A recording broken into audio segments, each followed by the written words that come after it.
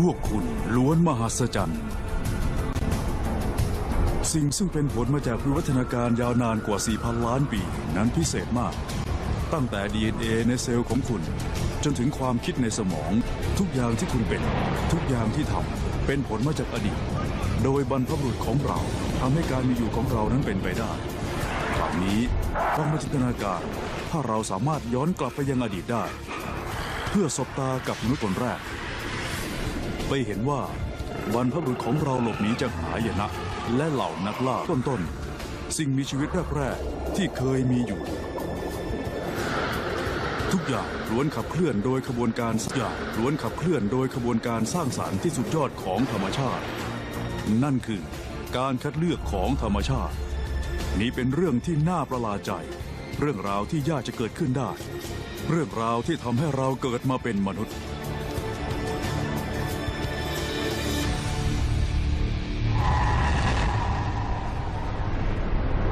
อากาศที่หนาวเยือกของอวกาศ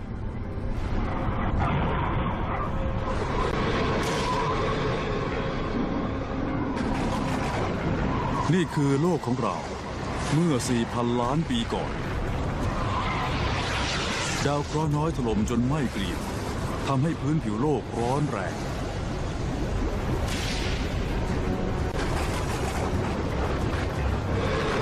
ไม่มีออกซิเจนมีเพียงควันพิษมากมายของคาร์บอนไดออกไซด์ไนโตรเจนและไฮโดรเจน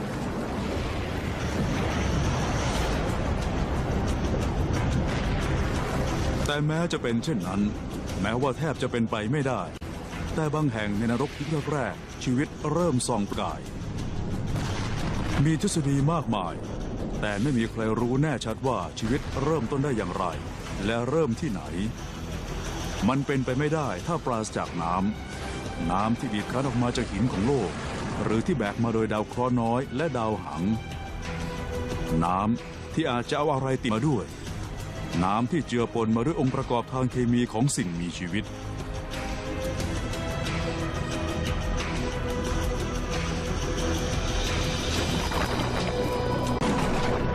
โลกถูกทำลายล้างโดยพายุที่รุนแรงในแต่ละวันสายฟ้าฟาดพาลงมาบนโลกนับล้านครั้งเป็นไปได้ว่าผสมผสานกันด้วยขั้นตอนที่ละเอียดอ่อนเพื่อสร้างกลุ่มของวัตถุพันธุกรรมหยดน้ำมันเพียงหยดเดียวโอบล้อมสายเซลล์แรกเป็นรูปเป็นร่างขึ้นมา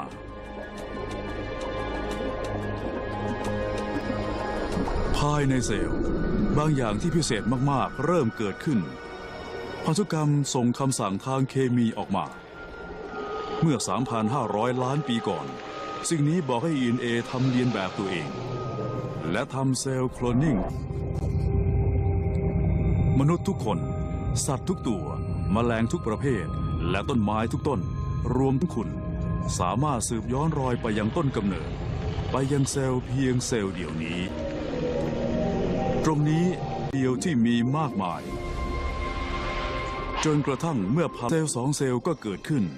แล้วยีนของมันก็รวมตัวกันเมื่อเซลล์ใหม่เกิดขึ้นจากการทำโคลนนิ่งตัวเองเซลล์ใหม่ที่ประกอบกันไปด้วยยีนที่ไม่เพียงมาจากเซลล์เดียวแต่มาจาก2 เซลล์ที่เป็นพ่อแม่เราเรียกเหตุบังเอิญที่มีความสุขนี้ว่าการร่วมเพศการร่วมเพศเป็นกระบวนการที่เกิดขึ้นนับตั้งแต่ชีวิตเริ่มต้นขึ้นแต่เซลล์ที่ซ้ำๆอาจเกิดความไม่สมบูรณ์แทรกเข้ามาได้ทั้งการที่ยีนถูกลบทิ้งหรือเรียงตัวผิดจากเดิมบางครั้งบางโอกาสเซลล์ที่กลายพันธุ์นี้อาจจะปรับตัวให้ดีขึ้นสาขาออกเป็นสายพันธุ์นับล้านแต่มีเพียงหนึ่งเดียวที่จะนำมาสู่เรานี่คือไซยาโนแบคทีเรียพวกมันไม่ได้ผลถึงเราอย่างลึกซึ้งพวกมันค่อยๆพัฒนาสกัดพลังงานออกมาจากแสงอาทิตย์เป็นกระบวนการที่เรียกว่าการสังเคราะห์แสงและสิ่งที่ได้มาด้วยก็คือแก๊สที่เรียกว่าออกซิเจนมันมีอยู่ในมหาสมุทรต่างๆและในชั้นบรรยากาศก่อให้เกิดชั้นโอโซนที่ป้องกันโลกจากรังสีแสงแดดที่อันตรายถึงชีวิตได้และทำให้วิวัฒนาการของเราเป็นไปได้เมื่อมีออกซิเจนมากขึ้นเซลล์เดียวก็เติบโตแล้วกลายมาเป็นกลุ่มของเซลล์ประสาทนับพันๆอย่างสิ่งมีชีวิตที่เรียกว่าฟองน้ำ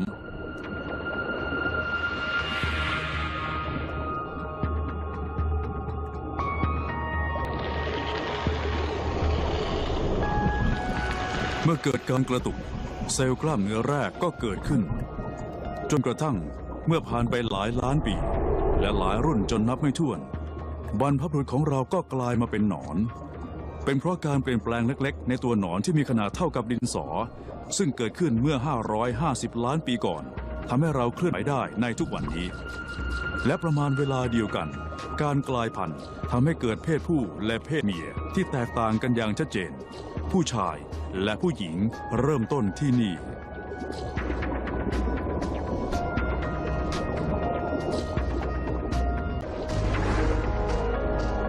ดังนั้นเมื่อประมาณ550ล้านปีก่อนนวัตกรรมที่สมบูรณ์แบบที่สุดของธรรมชาติก็เริ่มเป็นรูปเป็นร่างเซลล์ผิวหนังจำนวนหนึ่งก็มีการเปลี่ยนแปลงด้วยเหตุนี้สิ่งนั้นจึงสามารถบอกความแตกต่างระหว่างความมืดและความสว่างจึงเห็นเหยื่อมากขึ้นหลบหลีกจากสัตว์นักล่าได้มากขึ้นใช้ชีวิตได้ยาวนานขึ้นและมีลูกหลานมากขึ้นไม่ช้าการคัดเลือกของธรรมชาติยังคงปรับปรุงเซลล์ต่อไปจนกระทั่งบรรพบุรุษของเราค่อยๆพัฒนาดวงตาขึ้นพัฒนาการของดวงตานั้นสอดคล้องกับวิวัฒนาการที่ยิ่งใหญ่ที่สุดเท่าที่เคยเกิดขึ้นมานั่นคือการเกิดขึ้นของยุคแคมเบรียน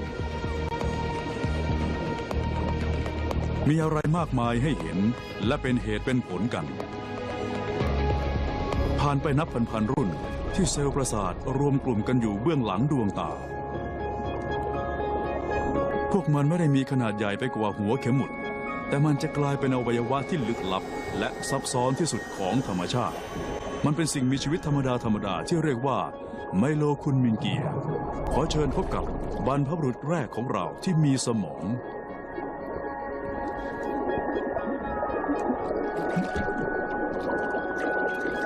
และยังมีอวัยวะอื่นๆที่มีประโยชน์เช่นเนื้อเยื่อยืดหยุ่นที่เรียกว่าโนโทคอร์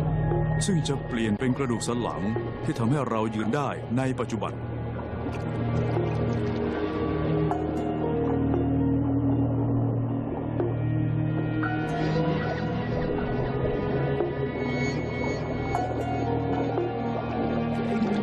เซลล์กล้ามเนื้ออยู่รอบๆเส้นเลือดบีบอัดส่งเลือดไปทั่วร่างกาย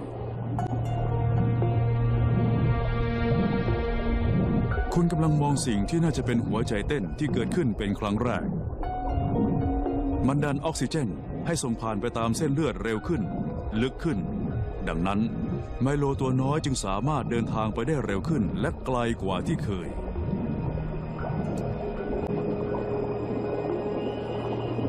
เมื่อมีระบบช่วยขับเคลื่อนเขาสามารถทำอะไรก็ได้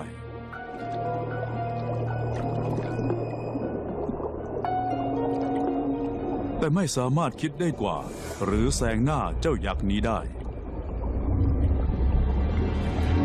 อโนมาโลคาริสเจ้ายักษ์สีขาวแห่งมหาสมุทรยุคโบราณมันยาว1 เมตร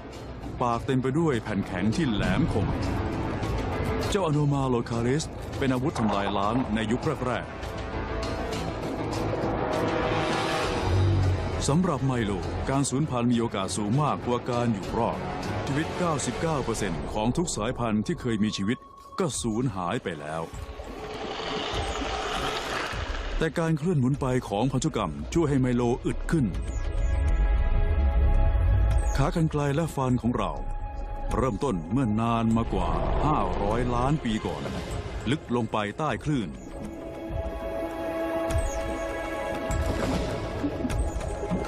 หลายล้านปีผ่านไปตัวมันใหญ่อย่างน้อยก็ยาว30 เซนติเมตรมันแข็งแรงและปกคลุมไปด้วยแผ่นเกราะแข็ง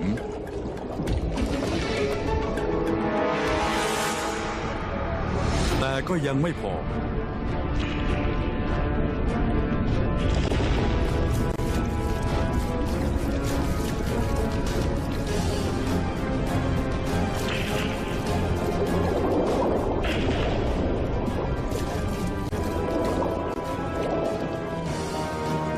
น้ำตื้นๆช่วยปกป้องบรรพบุรุษของเราจากปลายักษ์แต่น้ำตื้นซุกซ่อนอันตรายอีกอย่างหนึ่งนั่นก็คือการหายใจที่ลำบากน้ำนั้นนิ่ง เมื่อขาดแคลนออกซิเจนเซลล์ก็ไม่ทำงานคาร์บอนไดออกไซด์ที่มีพิษก็เข้าไปอยู่เต็มในเลือดกลับไปก็ไม่ได้อาศัยอยู่ที่นี่ต่อไปก็ไม่ได้หรืออีกเพียงที่เดียวเท่านั้นที่จะไปได้ปลาพวกนี้ต้องขึ้นมาจากน้ำเมื่อเราเร่งเวลาวิวัฒนาการให้ผ่านไปอีก 4,000 ล้านปีจากประกายแรกของการมีชีวิตสำหรับเราก็มาถึงจุดสำคัญในเรื่องราวของเราบรรพบุรุษของเราเป็นปลามีกรอกแข็งมันหายใจไม่ออกเมื่ออยู่ในสระน้ำนิ่งๆอนาคตของมันอนาคตของเราดูจะสิ้นหวังแต่จากการคัดเลือกตามธรรมชาติและผ่านมานับพันบรรพบุรุษของเราให้เข้าไปในน้ำนิ่งๆนั้นจนบีบบังคับให้มันต้องหายใจเอาอากาศเข้าไปถ้าไม่มีการคุกคามนั้นเราอาจจะยังอาศัยอยู่ในน้ำก็ได้ขอเชิญพบกับอิคทิโอสเตกายักษ์ใหญ่หน้าตาแปลกนี้ยังใช้เหงือกของมันอยู่มันเบ่งอวดกล้ามของมันในกระบังลมและปิดแผ่นในช่องคอเพื่อปิดไม่ให้น้ำเข้าไปในปอดทุกวันนี้เราไม่มีเหงือกแล้วแต่ยังคงมีกล้ามเนื้อมีแผ่นปิดมีช่องเส้นเสียงบางครั้งที่กล้ามเนื้อเกิดการกระตุกทำให้เราสะอึกด้วยระยางที่มี4ข้างและคอตอนนี้เจ้าอิคทิโอสเตกาก็สามารถยืดคอขึ้นมาให้พ้นน้ำได้มันทิ้งหนองน้ำไว้ข้างหลังสวรรค์อยู่ข้างหน้าแล้วเป็นการเลือกที่ง่ายๆและผลที่ตามมานั้นยิ่งใหญ่นี่เป็นช่วงเวลาที่เรื่องราวของเราเปลี่ยนไปตลอดกาลเป็นเหตุผลที่ทำให้เราขึ้นมาอาศัยอยู่บนดิน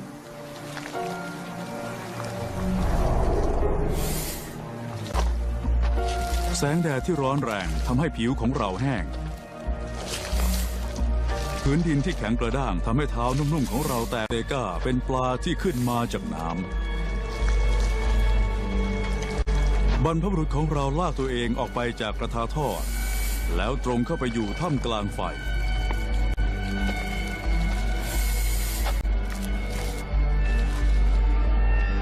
นับพันปีบรรพบุรุษของเราก็ปรับตัวผิวที่หนาขึ้นช่วยปกป้องจากแสงแดดกรงเล็บแข็งแรงซึ่งวันหนึ่งจะเปลี่ยนมาเป็นเล็บมือก็ช่วยปกป้องเท้าสิ่งมีชีวิตตัวน้อยนี้ก็คือคาซิเนเรียบรรพบุรุษของเราปรับตัวให้ใช้ชีวิตบนแผ่นดินได้แต่ไข่ของพวกมันนั้นไม่ใช่เปลือกไข่แข็งๆทำให้พวกมันแห้งตายของเพศเมียก่อนที่จะมีการสร้างเปลือกไข่นี่เองคือพันธุ์อย่างที่เรารู้จักกันผลที่เกิดขึ้นก็คือผลงานชิ้นเอกของวิวัฒนาการนั่นคือไข่เปลือกที่แข็งและเต็มไปด้วยสารอาหารที่ตัวอ่อนต้องการนั้นก็อยู่อย่างมิดชิดในเปลือกเพศสัมพันธ์เป็นวิธีการที่ดีที่สุดในการสร้างความหลากหลายของพันธุกรรมและทำให้สายพันธุ์ของเราอยู่รอดเราที่ใช้ชีวิตทั้งชีวิตอยู่บนดินการเคลื่อนไหวไปตามพื้นดินที่สูงต่ำๆรวมทั้งการพบกับกลิ่นเสียงและภาพใหม่ๆเมื่อถูกกระหน่ำด้วยข้อมูลต่างๆสมองบรรพบุรุษของเราก็ค่อยๆพัฒนาขึ้น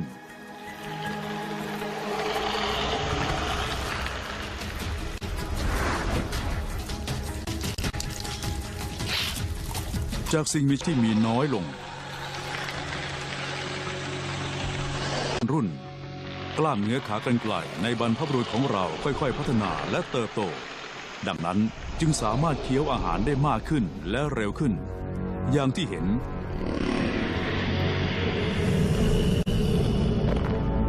พลังของสัตว์กินเนื้อจากตัววารานอฟ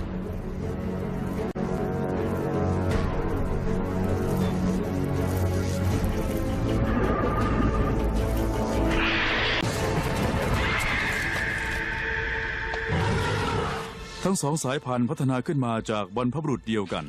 แต่สาหร่ายของสายพันธุ์ได้แยกออกเป็น2 สาขาใหญ่ๆสายของเจ้าโปรโตสนั้นนำไปสู่สายพันธุ์สัตว์เลื้อยคลานและนกส่วนสายพันธุ์ของวารานอฟนั้นนำไปสู่สัตว์เลี้ยงลูกด้วยนม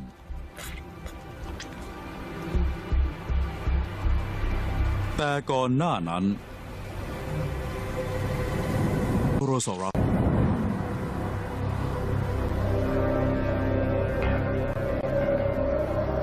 เมื่อ 250 ล้านปีก่อนในไซบีเรียมหันตภัยร้ายกำลังจะเกิดขึ้นหายนะที่จะกวาดล้างสิ่งมีชีวิตไปถึง 95%หินแมกมาปริมาณมหาศาลทะลักขึ้นมาจากใต้ดินลึกหินละลายบีบตัวขึ้นมาตามรอยแตกของเปลือกโลกจนกระทั่งมันปกคลุมไปทั่วพื้นที่ขนาดทวีปยุโรปด้วยความหนาถึงครึ่งกิโลเมตรและยาวนานถึง 500,000 ปีระเบิดที่ปะทุขึ้นปลดปล่อยแก๊สอันตรายอย่างคาร์บอนไดออกไซด์ออกมานับล้านตันและทำให้เกิดภาวะโลกร้อนอย่างมากนี่คือการสูญพันธุ์ในยุคเพอร์เมียนเหตุการณ์หายนะครั้งร้ายแรงที่สุดเท่าที่เคยเกิดขึ้นมาและคุกคามชีวิตบนโลกนี้มีสายพันธุ์เพียงหยิบมือที่สามารถอยู่รอดได้ท่ามกลางผู้ที่รอดคือบรรพบุรุษของเราและอีกสายพันธุ์ที่เกี่ยวพันกับเจ้าโปรโตโรซอรัสที่ผอมบางซึ่งต่อมาก็กลายเป็นการระเบิดของภูเขาไฟที่กว่าสิ่งมีชีวิตหายไป 95% ในเวลานั้นบรรพบุรุษของเรามีขนาดเล็กเท่ากับแมวตัวหนึ่งและมีขนขึ้นเพื่อความอบอุ่นขอแนะนำให้รู้จักแอคเทนิเนียนมันอาศัยอยู่ในยุคไตรสิกช่วงเวลาที่จะได้เห็นการเกิดขึ้นของสัตว์ที่มีความพิเศษ2 กลุ่มนั่นก็คือสัตว์เลี้ยงลูกด้วยนมและไดโนเสาร์ตั้งใหญ่มาได้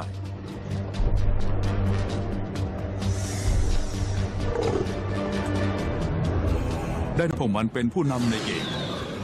และเป็นผู้ครองโลกมันเร็วแข็งแรงและหิวกระหาย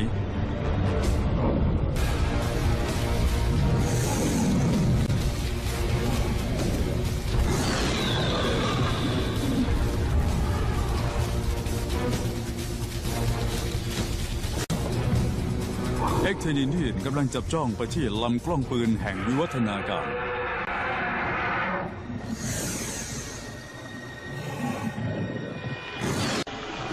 หลายล้านปีแล้วหลังการกลายพันธุ์นับครั้งไม่ถ้วนบรรพบุรุษของเราค่อยๆพัฒนาขึ้นแต่ก็ยังมีตัวที่เล็กมากไม่ใหญ่ไปกว่าหนูผีดังนั้นจึงจับตัวได้ยากมากและก็กลายเป็นสัตว์ที่ออกหากินตอนกลางคืนดังนั้นจึงยากที่จะมองเห็นตัวมันหนาวหวาดกลัวกล้ามเนื้อเล็กๆรอบๆรูขุมขนแต่ละเส้นกดตัวทำให้ขนตั้งขึ้นและดักจับอากาศเพื่อใช้เป็นฉนวนและทำให้ทุกวันนี้เวลาที่เรารู้สึกหนาวหรือหวาดกลัวเราจึงขนลุก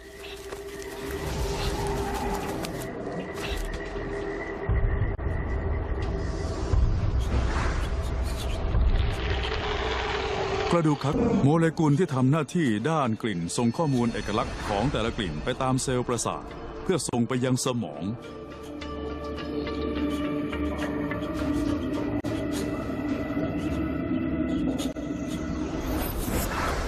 และตอนนี้เองที่โครงสร้างอวัยวะใหม่เกิดขึ้นนั่นคือสมองส่วนที่เรียกว่า Neotex จินตนาการความคิดสร้างสรรค์การสื่อสารนั้นมีรากฐานมาจากสมองในบริเวณนี้สมองส่วน Neotex คือเหตุผลที่เราสามารถบอกเล่าเรื่องราวของเราเองได้เหตุผลที่ทำให้คุณกำลังมองอยู่ในตอนนี้เมื่อ66 ล้านปีก่อนสิ่งมีชีวิตที่เรียกว่าแบดโอดอนเกิดขึ้นมีความยาว5 เซนติเมตรเป็นสิ่งมีชีวิตที่อาศัยไหวพริบในการใช้ชีวิตอยู่ในป่าของมอนทานาเป็นการประชันกันระหว่างสมองของแบดโอดอนกับกล้ามเนื้อของไดโนเสาร์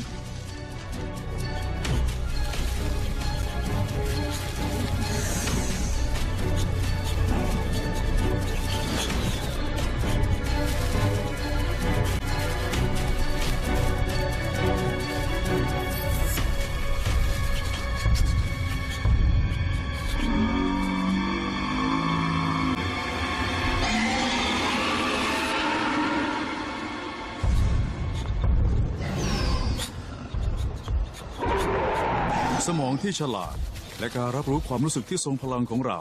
พ พัฒนาขึ้นภายใต้การคุกคามที่อาจทำให้เราสูญพันธุ์ได้และแทนที่จะปล่อยให้ลูกหากินเอง แม่ก็ให้ลูกกินน้ำนมของมันเป็นอาหารต่อมเหงื่อพัฒนาจนกลายเป็นต่อมน้ำนมเมื่อ 66 ล้านปีก่อนเรามาถึงเหตุการณ์สำคัญในการเดินทางจากเซลล์เป็นมนุษย์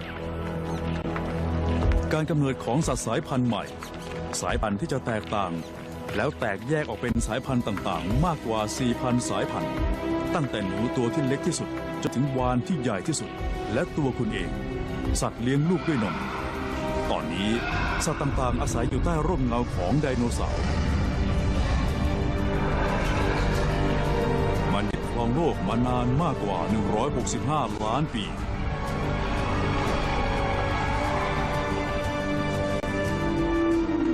แต่อยู่ๆก็เกิดความรุนแรงขึ้นในจักรวาล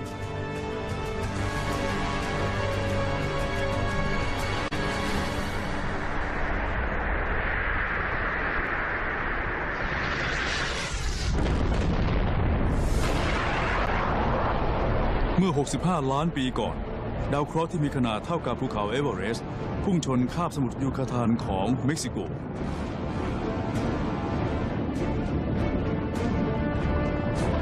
ห่างออกไป 3,000 กิโลเมตรท่ามกลางป่าของมอนทานาบรรพบุรุษของเรากำลังจะได้เผชิญหน้ากับการต่อสู้เพื่อชีวิต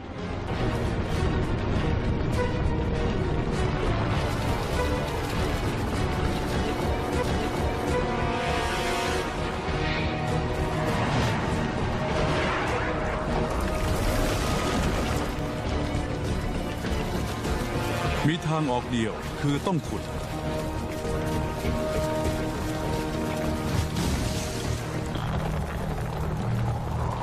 ควันและเท่าฝุ่นปิดกั้นแสงอาทิตย์เป็นเหมือนความเย็นเยือกในช่วงฤดูหนาวนิวเคลียร์อุณหภูมิลดต่ำพืชผักล้มตายสำหรับไดโนเสาร์มันคือหายนะพวกมันเป็นสัตว์ตัวใหญ่ที่กินอาหารมากในโลกที่มีอาหารจำกัดนี่คือปัญหาใหญ่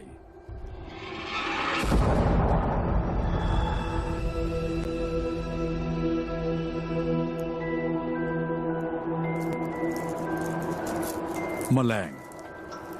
อึดพอที่จะอยู่รอดจากภัยพิบัติที่เลวร้ายที่สุดมาได้พวกมันกินสัตว์ที่ตายและซากที่เน่าเปื่อยแต่มันก็เป็นอาหารว่างที่สมบูรณ์แบบเราอยู่มาได้เพราะแมลงจำเอาไว้สำหรับครั้งต่อไปที่คุณกำลังจะตบมันบรรพบุรุษของเราที่กินแมลงกลายมาเป็นเปอร์กาทัวยัสมันยาวเพียง15 เซนติเมตรสิ่งมีชีวิตขนาดเล็กนี้และสายพันธุ์อื่นๆในตระกูลสัตว์เลี้ยงลูกด้วยนมนั้นไม่มีทีท่าว่าจะเป็นผู้สืบทอดมงกุฎของไดโนเสาร์แต่สัตว์เลี้ยงลูกด้วยนมกลายมาเป็นสัตว์ที่ครอบครองแผ่นดินเมื่อมีสัตว์ที่ล่ามันไม่มากนักมันจึงกระจายไปทั่วทวีปที่ก่อตัวใหม่ตลอดเวลาที่ผ่านไปโลกเยียวยาตัวเอง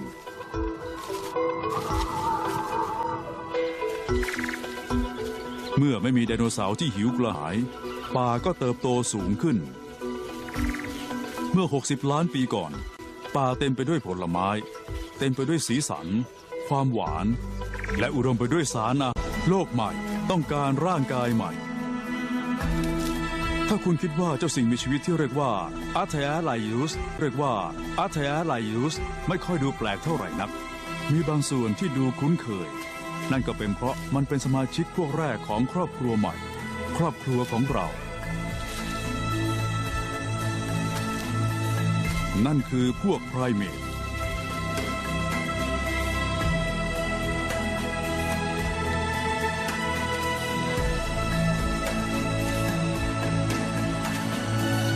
เมื่อ56 ล้านปีก่อน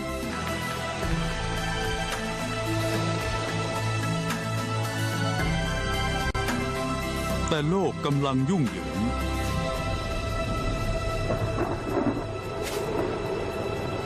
ตอนแรกก็เย็นจากนั้นก็ร้อนจนเกือบ10 ล้านปีต่อมาการเปลี่ยนแปลงสภาพอากาศก็ทำลายล้างแผ่นดิน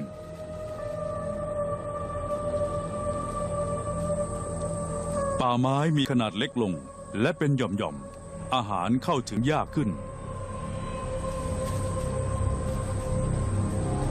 หางบรรพบุรุษของเราหดสั้นลงแต่เรายังรู้สึกได้ว่ายังหลงเหลืออยู่ที่ปลายสุดของแนวกระดูกสันหลังที่เป็นกระดูกก้นกบของเรา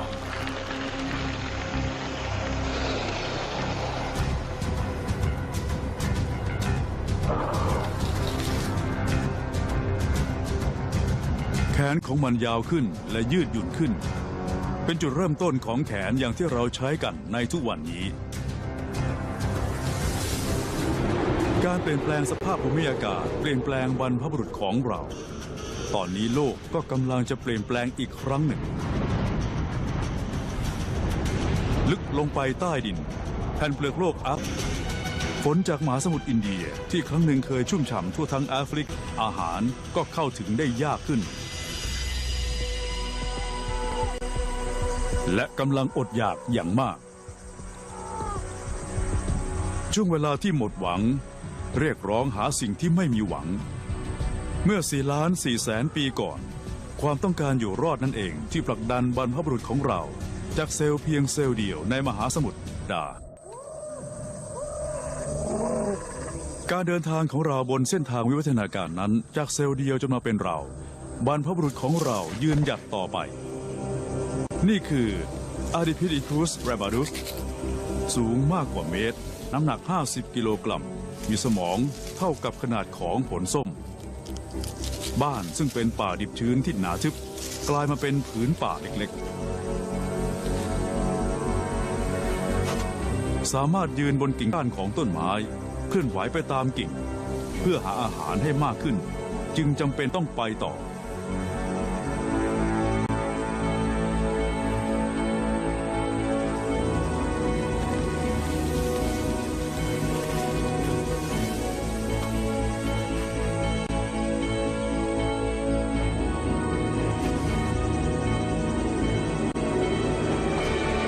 เมื่อ4,400,000 ปีก่อนนี่เป็นบรรพบุรุษคนแรกของเราที่เดินบนขาทั้งสองข้างการเดินทำให้อาดิเข้าถึงอาหารและมือที่เป็นอิสระในการหยิบจับซึ่งไม่น่าแปลกใจมันกลายเป็นสิ่งที่เรารู้จักกันดีการรู้จักวิธีเดินไม่ใช่ลักษณะที่มีมาแต่กำเนิดแต่เป็นทักษะที่ต้องเรียนรู้ลูกหลานของอาดิจะเรียนรู้การเดินด้วยการเรียนแบบพ่อแม่ของตัวเองอย่างที่เด็กทารกทำในปัจจุบันอีก1,200,000 ปีต่อมาบรรพบุรุษของเราค่อยๆพัฒนาขึ้นและเดินได้ไกลขึ้นเร็วขึ้นค้นหาคู่หาที่พักพิงหาอาหารและก็ง่ายขึ้นกว่าเดิมแต่การคลอดนั้นยากขึ้นกระดูกเชิงกรานของเราเล็กลงทำให้การคลอดบรรพบุรุษของเราคือออสตราโลพิไอคุนในบรรดาสายพันธุ์ที่มีอยู่มากมายมีอยู่1 สายพันธุ์ที่เดินตัวตรงในแอฟริกาตะวันออกด้วยความสูง1 เมตรอาจจะดูไม่เหมือนเราเท่าไหร่นักแต่นี่คือญาติผู้ใหญ่ของเราจริงๆเมื่อหลายพันปีก่อน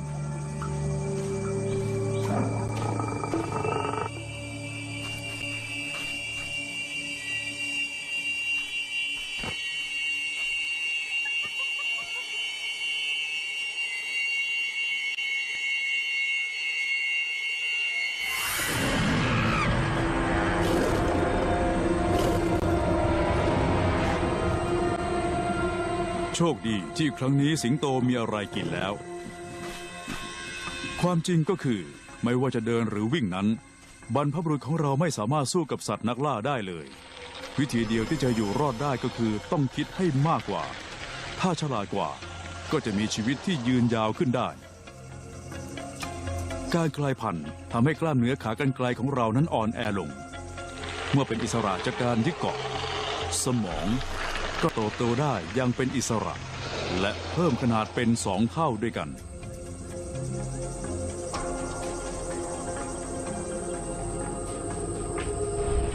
นี่คือ Homo habilis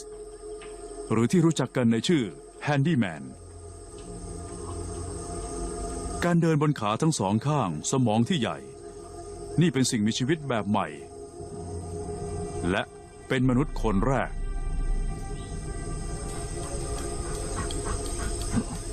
ตัวใหญ่ขึ้นแข็งแรงขึ้น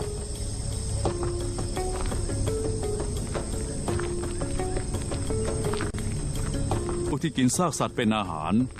ออกหากินเพียงลำพังและกินทุกอย่างที่หาเจอ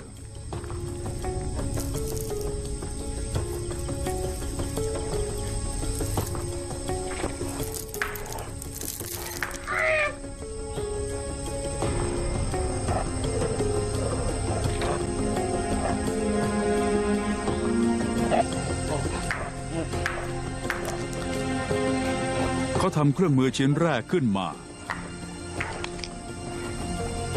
ด้วยอาวุธนี้บรรพบุรุษของเรากำลังจะเปลี่ยนแปลงโลก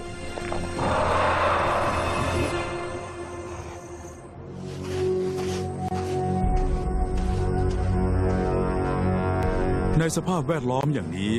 ขวานธรรมดาสามารถสร้างความแตกต่างระหว่างการอยู่รอดและการสูญพันธุ์ต้องพยายามอยู่ห่างจากสัตว์นักล่าสู้กับความหิวโหยและญาติเอง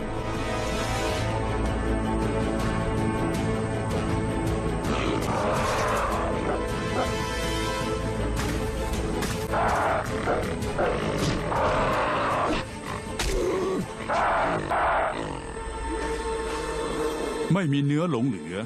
ดูเหมือนว่าจะต้องหิวอีกครั้งและเดินทางสู่อวกาศ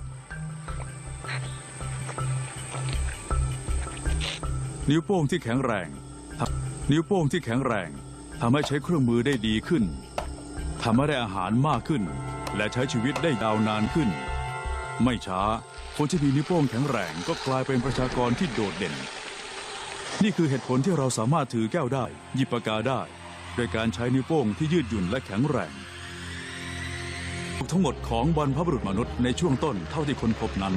เข้ากันได้พอดีกับโครงหลังของมนุษย์เรากระดูกจำนวนน้อยกว่า1 ใน 1,000 ล้านเท่านั้นที่กลายมาเป็นซากชัดเจนว่าสิ่งที่เคยมีชีวิตนั้นส่วนใหญ่หายไปสาแหรกครอบครัวของเรานั้นเป็นสาแหรกที่ใหญ่มากและชิ้นส่วนใหญ่นั้นก็หายไปแล้วแต่เมื่อ 1,800 ล้านปีก่อนเราพบว่ามีสายพันธุ์ใหม่ปรากฏขึ้นนั่นคือโฮโมอิเร็กตัส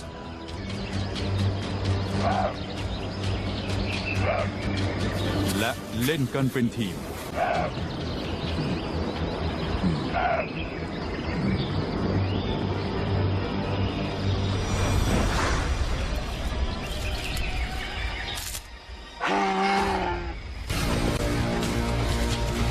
การล่าดำเนินต่อไป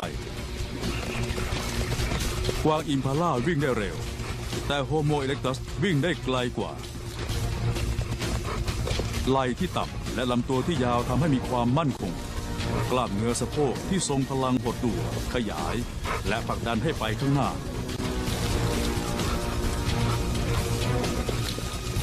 เหงื่อทำให้ไม่ร้อนเกินไป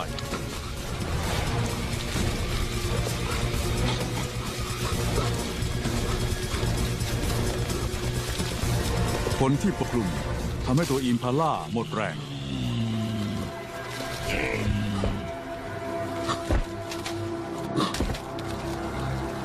ความคิดที่จะทำให้บรรพบุรุษของเราซึ่งเป็นมนุษย์นั้น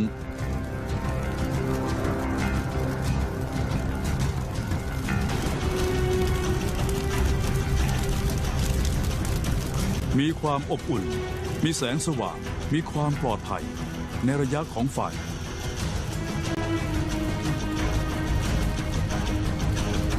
พลังของธรรมชาติจึงอยู่ในมือบรรพบุรุษของเรา